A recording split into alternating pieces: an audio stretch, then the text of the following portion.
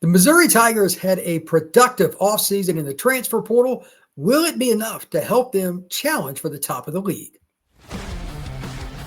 Locked On presents The Portal, the daily podcast covering college football recruiting and everything NIL. Part of the Locked On Podcast Network. Your team every day. Welcome back into the Portal Podcast, where you get your daily transfer portal, NIL, and recruiting news. I'm your host, Brian Smith, longtime college football writer and recruiting analyst. Thank you for making the Portal Podcast your first listen each and every day. Today's show is brought to you by our friends over at Amazon Fire TV Stick 4K. Turn any TV into your Xbox. No console is needed. Head to Amazon.com/Fire TV Locked On. All things Missouri Tigers today. The portal has been kind to them. They've gotten some good players like Damon Wilson that are going to absolutely end up in the NFL. But who are the hidden gems for the Tigers that could make a difference, and whether or not Eli Drinkwitz and his squad end up contending for the SEC? Are there any impact freshmen? And then a little overview of the SEC. To help me figure all of this out, my guy John Miller from Locked On Mizzou. John, how you doing, sir? Doing fantastic. Thanks for having me, Brian. Absolutely. Always enjoy talking some Missouri football. Let's start off with the easy one. Out of the spring window, any addition, or if you want to talk about multiple, you're like, you know what, this guy's going to make a difference for Mizzou. Well, I think maybe the biggest pivot point player in the spring part of the portal process, specifically, Iowa tight end Gavin Hoffman. And for me, just immediately, Iowa tight end gets me a little bit excited. Brian is nodding in vigorous agreement here with me for those of you on audio. They've just done so well in that particular area that even though Hoffman was a redshirt last season, didn't really see the field much, if at all, for the Hawkeyes last season. You look at the athletic profile, the size, he was a fairly highly recruited Iowa tight end. George Kittle was basically a walk-on, correct me if I'm wrong, at one point in his career. So Iowa just knows how to identify these guys, and I'm really excited there because he's more of a guy who could be a real bonus that makes this Missouri Tiger offense just more diverse, because you can split him out, play him as an inline tight end, maybe put him in the backfield too. And I think he takes some pressure off Missouri's Brett Norfleet at the position too. If you have a tight end that is an every down player, especially one that can split out, man, it matters, because there's no way to cover a guy that's 240 and above when you have a true running game. And Mizzou should have that. They've got some good running backs. They got a pretty good offensive line. We'll get into everything with the offense here in a minute, but that is the piece that nobody knows how to guard one-on-one, is a big tight end that can move, especially, again, if you can split them out. Next up, from the portal, anybody that you lost that you're like, this might be hard for Mizzou to replace, or at least they're going to be playing a guy, even if he's talented, that doesn't have a whole lot of experience. To be honest, not really. There really isn't anybody that I'm just like, oh, Missouri can't possibly replace him. Now, don't get me wrong. There were some guys that Missouri would have liked to have had back, for sure. I'd say Kewan Lacey, the running back who left Missouri to go to Ole Miss. No question Missouri would have wanted to have him back, but they replaced him with Ahmad Hardy from Louisiana Monroe in the portal, who had an outstanding freshman season. Again, a level up in competition here. Lacey was a guy who really popped athletically, I thought, last season, had some fumble issues. So I'm just saying, I'm not so sure that Ahmad Hardy isn't going to be a better player this season. I like Lacey's talent a lot, but sort of a similar thing with Williams Winery, somebody, Brian, I know you're very familiar with, one of the top high school players of the previous cycle. Well, he's off to Nebraska, where obviously that's disappointing. You'd love to see him tap into his enormous potential at Missouri, but it's not as though Missouri's having to replace a ton of production from Winery last season. He had one sack and a couple hurries, something like that. He just didn't get on the field a whole lot. Maybe that'll be different in Lincoln this year, but I'd say the odds are, you mentioned Damon Wilson, some other guys that Missouri has gotten on the edge in this portal process. I'd say the odds are Missouri did better at the end of the day. That's amazing when you can lose somebody that was a national top 10 recruit in the position. May have went up. I just want to make a clarification about Damon Wilson. I saw him in high school. Damon was out of Venice High School. He benched 420 going into like his senior high school. He's not a normal dude. Really nice guy, very productive. He was probably going to be the main guy as a rusher for the Dogs this year. So when Missouri got him, I'm like, okay, they're going to have a chance to close out games. If they can get a lead and have guys like him who just rush the passer, they know it's coming, that's going to be really, really hard. So Missouri's defense, I think, is underrated anyway, based on what they got coming back, the pieces they have. We'll get into that more, but he's really, really good. Of course, to rush the passer, you need DBs. Did they add a corner or did they lose anybody there? In the SEC, the receivers are so good. Always got to talk about cornerback. Where is Mizzou at corner, and do they need to add one still from the spring window? Where do they stand? I think if there were another corner that they could add in the portal that they thought was worthy, they would definitely do it. They're still trying to stack offensive and defensive linemen here on their last 3 spots, perhaps. But yeah, if there was a good corner out there, I'd take one. The one corner they added in the previous portal period was Stephen Hall from Washington State. And really, I said that Hoffman is maybe the biggest pivot player from this most recent part. I think defensively, just in general, I think Stephen Hall is as big of a fulcrum kind of player as there is on the entire roster, because I think that front 7 for Missouri, the front 4, the edge guys, the linebackers, I think they look really, really loaded in those spots. So if that defensive backfield can hold up, I think this could be one of the elite SEC defenses. Well, that's important because, as we know, Southeastern Conference is a lineman league to begin. There's more speed now, and there's more guys that can go out and get it. Like, look at Ole Miss, look at Georgia, Bama.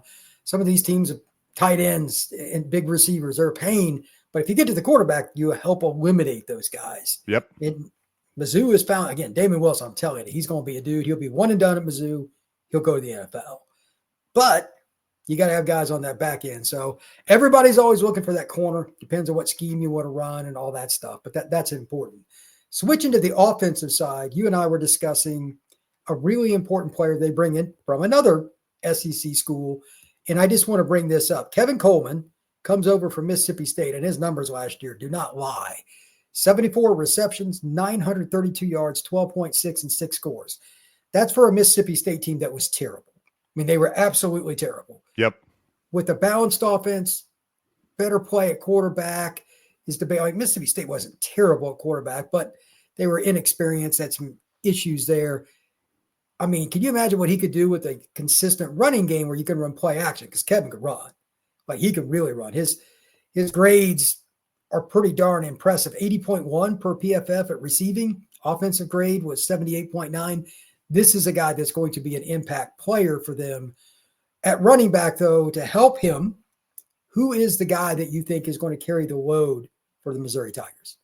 Yeah, I think it's Ahmad Hardy. I really do. I think he probably will be close to a bell cow type of running back. I think that you'll see Jamal Roberts be your third down situation. Like, if it's an obvious passing situation, they might bring him in for pass protection, but on first and second down, standard type of situation, short yardage, I think it's going to be Ahmad Hardy, who is a really explosive looking player. Obviously not in the power high group of football, not the SEC, but I really think his talent's going to translate. So I'm excited to see him. I think he's a really exciting player. And based on the change at quarterback, the new receivers, I think Missouri may be some new names at offensive line, especially at tackle too. I think you'll see Missouri maybe be a little bit more of a run-heavy type of team this season. Not to the extreme. We're not going back to the 1960s or anything, but just compared to the Brady Cook last couple of years, I think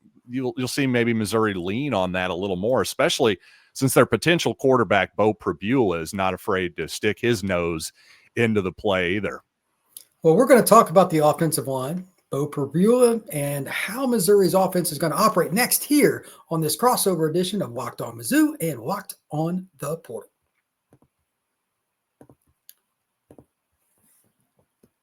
Did you know your Fire TV is also an Xbox? Turn any TV into your gaming and entertainment hub with Fire TV Stick 4K devices. No console is required. Just grab your paired controller, subscribe or sign in to Xbox Game Pass Ultimate with EA Play included, and you're ready to go. Dive into hundreds of premium titles, including EA Sports College Football 25 to Call of Duty as easily as you stream your favorite shows. If you don't really get into the gaming part, there's still something you can do as well. 4K is the way to go. And I've had an Amazon Fire Stick for a very long time. It is something you can do with anything that you want with streaming. I use YouTube all the time, YouTube TV. I get Max, Paramount Plus, about anything you want. And it's really, really easy.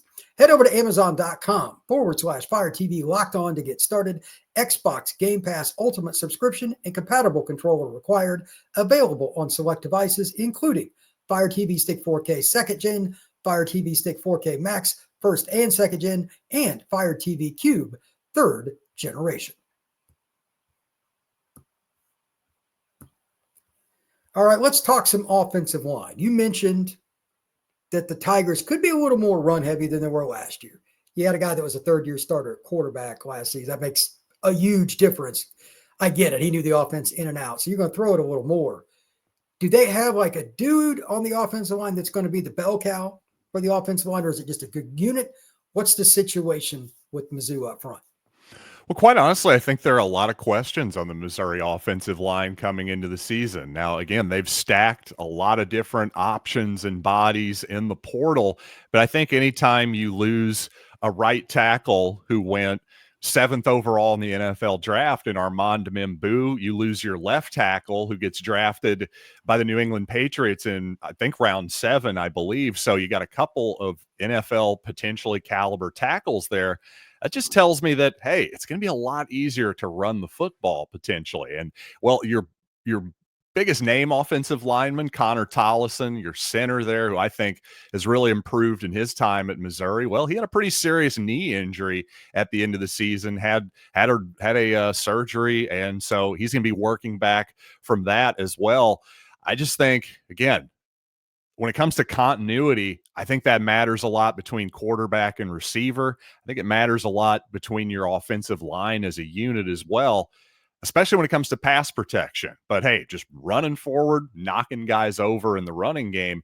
If Missouri's able to do that, I think their offense will be okay.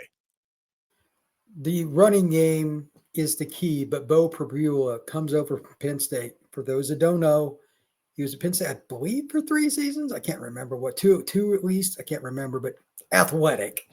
He's got 2 years of eligibility at Missouri. I know that much. He got caught up in a logjam there, so he comes over. Mobile, can run RPO. He's a guy that will throw it around. He's got a good arm. Yep. When he had a chance to play, he played a little bit for Penn State. Do you think they'll turn him loose as a runner? And the reason I ask that is if your quarterback gets hurt in any league, you're in trouble. You get hurt in the SEC, that backup better be a dude. So they going to turn him loose because he is mobile, or are they going to be a little more guarded with Pribula? Well, that's interesting. I think certainly it depends on the opponent. I think week 2, Missouri is playing Kansas for the first time in 15 years. And for those of your listeners who may not be aware, until Missouri went to the SEC, that was, I think, the longest running college football rivalry west of the Mississippi, and a lot of hatred, basically. So it's going to be over a decade's worth of pent up frustration there. Missouri absolutely cannot lose that game at home in week 2, not only because of the rivalry, but because of how the entire schedule plays out. So in week 2, I think you let him go. I mean, you got to win that football game, period.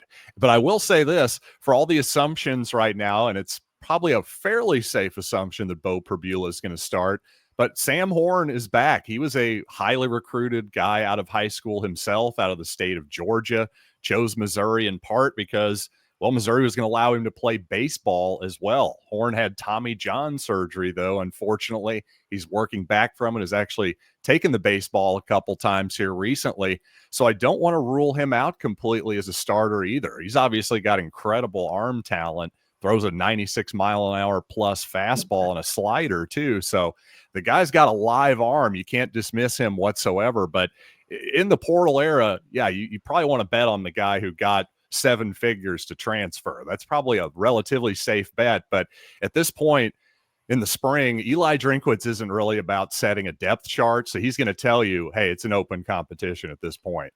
Speaking of the money, that was my next question. So nice segue there, Mr. Miller. Thank you. Did Missouri spend enough, in your opinion, in NIL to meet needs? Obviously, they needed a quarterback. They definitely got that. Did they meet all their needs, go out and spend enough across the board? I think they did. I really can't, I really don't have much to complain about. You just, all I look at this is, were you a net winner at the end of this process? Because obviously Missouri lost, I'd say 3 guys, maybe 4, probably 4 guys, I would say that they definitely would have wanted to keep, all things being equal. But then you look at who they brought in, and it just seems like they brought in more than what they lost, in my opinion, especially for the 2025 season specifically. And in this sport, for all the talk of development and this, that, and the other, this is now a year-to-year sport for the most part. So I can't complain about it. I really can't. I think Missouri has adapted well to this new environment. Which player came into the portal for Mizzou that is going to be a bit of a surprise? Obviously, you got Pribula, guys like that you expect. Is there any player, I don't care if it's a special teams guy, defense, offense, that you think is going to be really important, but Mizzou fans may not talk about much? You know, that's a good question. I don't know if there's a portal guy at the top of my brain that is that, but I'll actually give you a true freshman that I think could surprise people, because there's a couple of them that I think are fairly obvious, like Donovan Olubade, the receiver from Florida. I know you're very familiar with his game, but I think there's actually another receiver on the Missouri roster that I think can help Missouri next year as a punt returner, and that's Sean Terry from Ironton, Pennsylvania. He's a guy, I mean, you watch his tape, and I think he needs some polish as a receiver still, but my goodness, athletically, he is just almost impossible to tackle. I think he's the kind of guy that at the very least can be an impact player as a special teamer in the return game his first year. I really believe that. Yeah, he's a really speedy guy, and I think he's somebody that'll be your bubble screen guy down the road and all that stuff. But as a freshman, if you want to get him on the field, especially if he proves it in practice, he can return punts. Terry is that dude. His film is a lot of fun if you want to check that out. It is. Olubade I know well, and he's a route runner, got big, strong hands, great kid. I think Missouri fans will like him. There's no way he doesn't contribute in some capacity. Being an IMG is different. Like, it just is. Yeah. And he's a developed young man in terms of like his ability to read things after the snap, and he's not afraid of physicality.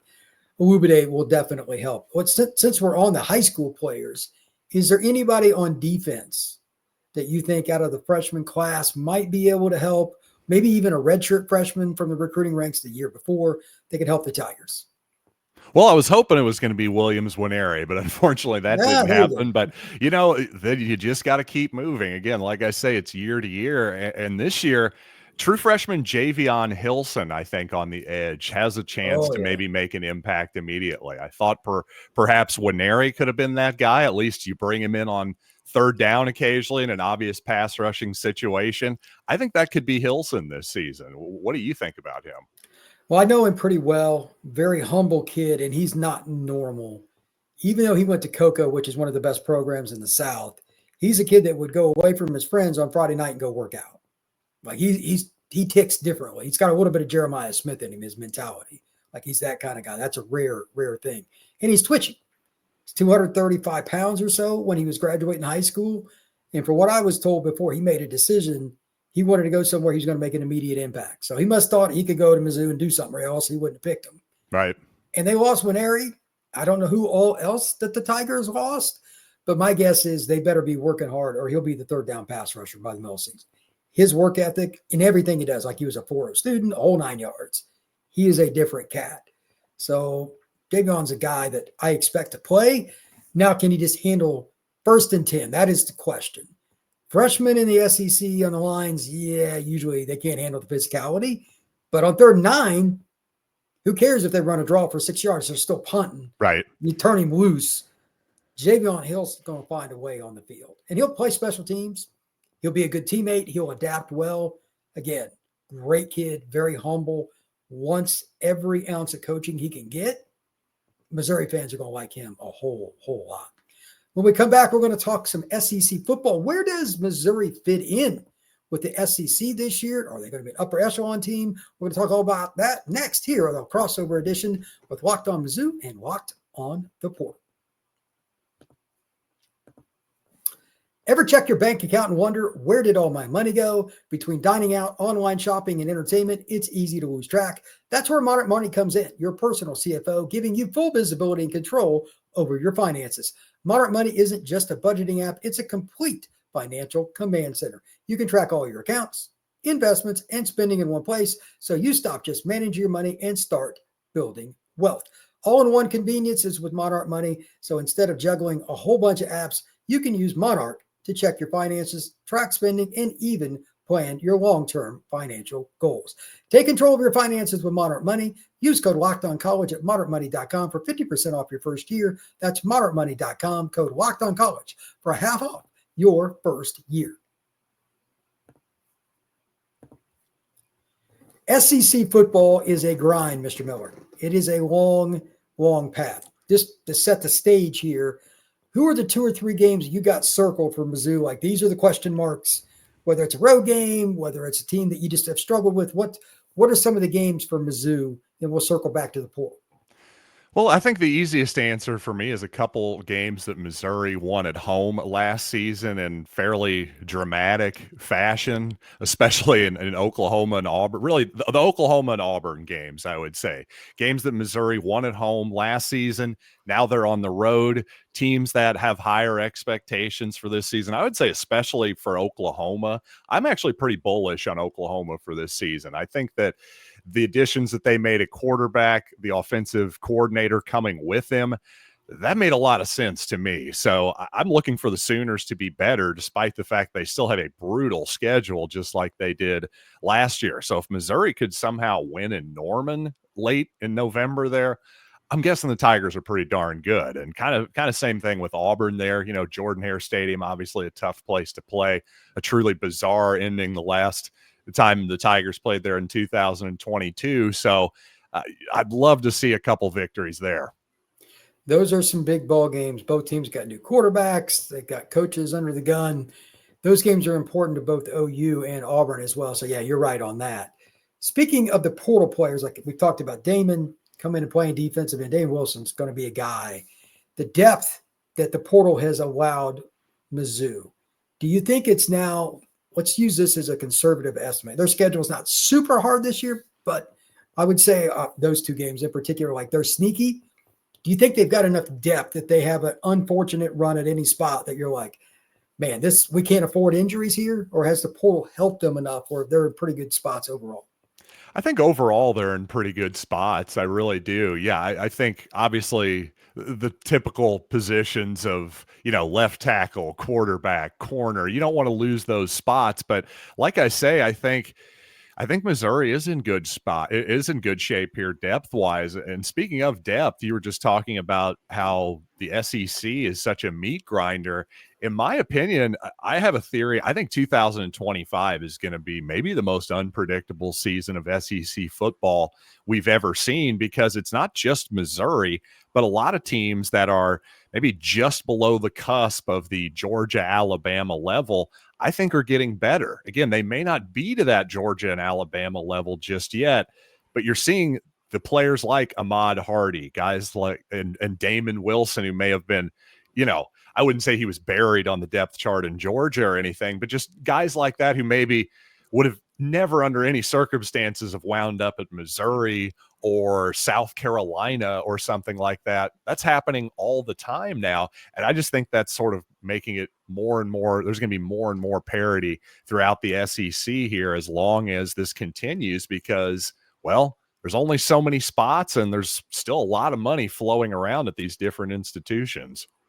Yeah, I agree. And if you think about the key, do you have a returning quarterback? Well, Mizzou lost theirs, but so did, among others, right, Alabama, Georgia, Tennessee. That was a weird deal.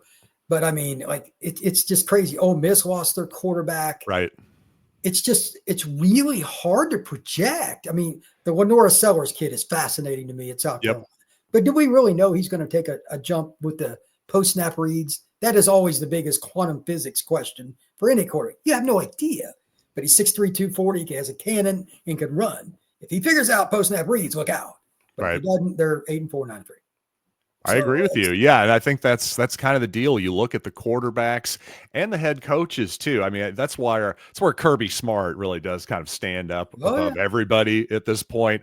But with Nick Saban gone and with, a lot of different new-ish coaches in the league, I just think there's the potential for a lot of unpredictability this fall. It should be an interesting season.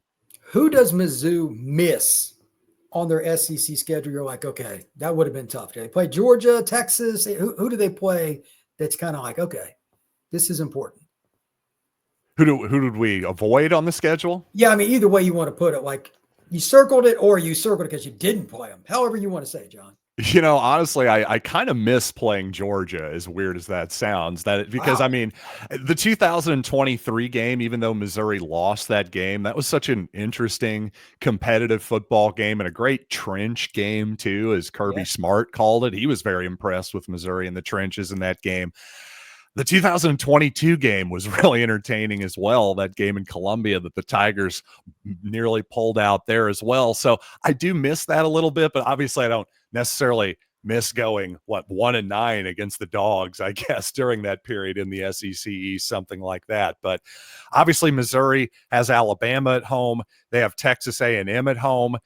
How good are the Tide going to be this season? I don't know. How good is Texas A&M going to be this season? I'm not totally sure. I'm sure they're not going to be awful, but it's just there's a big difference between being the elite Alabama and being like a pretty good 9-3 Alabama team. That's a pretty big gap. Well, Alabama, there's still a lot of questions about their quarterback. Yep. And right now it's the kid that's going to be the redshirt junior. He's got some talent, but like they brought in arguably the best quarterback in the country in the recruiting class, etc.